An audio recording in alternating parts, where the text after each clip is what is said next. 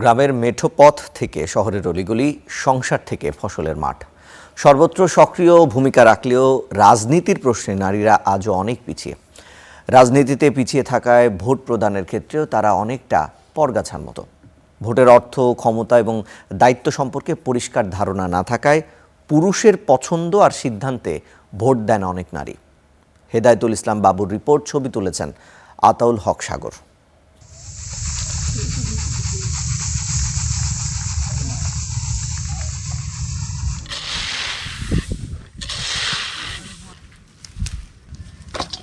ঘর, গৃহস্থালী, স্বামী, সন্তান সব সামলে কৃষি অর্থনীতিতে ভূমিকা রাখলেও এই নারীদের কাছে অজানা অচেনাই থেকেছে রাজনীতির অঙ্কটা।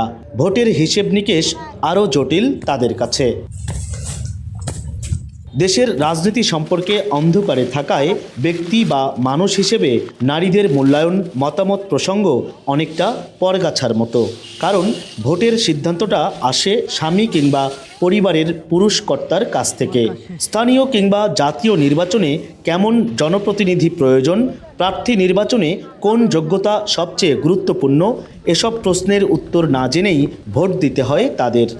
রাজনীতির ধারণা নাই আমাদের, সেটা তার জন্যই আমরা পারি না নিজের মতো করে ভোট দিতে। মনটা কবে বলে না, এই মার্কাটা তো শোনায় যাওয়া নাকি সবারই মুখে, বলে এটা জিতবি, ওই মার্কাতে দিয়ে। এমপি ভোট সম্পর্কে তো আমরা এমপি ভোট জানি না, আমরা ওসব তো বলতে পারিও না। ভোট দেয় মনে হয় যা নিয়ে যায় যে যার যেটা সেটা মনে হয় দেয় তা বাদে করি। অথচ দেশের মোট জনসংখ্যা শুধু নয়, মোট ভোটারের প্রায় অর্ধেক নারী হলেও রাজনীতিতে অংশগ্রহণ খুবই কম। এ বিষয়ে সচেতনতা বাড়াতে পরিবার, সমাজ, রাষ্ট্র, এমনকি রাজনৈতিক দল কোনো পক্ষেরই তেমন ভূমিকা চোখে পড়ে না, বলছেন নারী নেত্রীরা।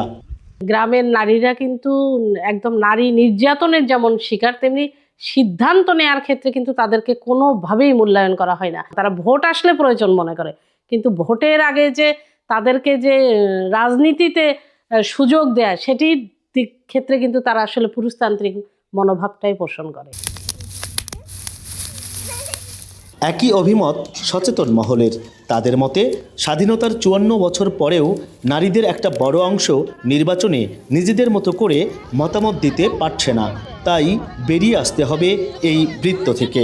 যে রাজনৈতিক দলগুলো তার দলের ভিতরে যদি এই নারীর নেতৃত্ব এবং নারীর অংশগ্রহণ, সিদ্ধান্ত গ্রহণ প্রক্রিয়ায় নারীর অংশগ্রহণটাকে যদি জোরদার করেন, তাহলে অটোমেটিক্যালি এটা রাষ্ট্র এবং সমাজে বিস্তৃত হবে। এই ব্যর্থতার জন্য মূলত রাজনৈতিক অঙ্গনের মানুষরা দায়ী। আমরা যারা শিক্ষিত বলি তাদের ভূমিকার দুর্বলতা, এগুলো সব মিলে কিন্তু ওই ভোট দানের যে বিষয়টা, সেটা প্রায় অধিকাংশ মানুষ কারো না কারো উপর নির্ভরশীল, নারী তো বটেই।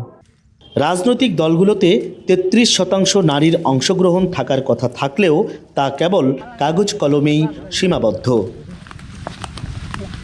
হেদায়েতুল ইসলাম বাবু, স্টার নিউজ, গাইবান্ধা।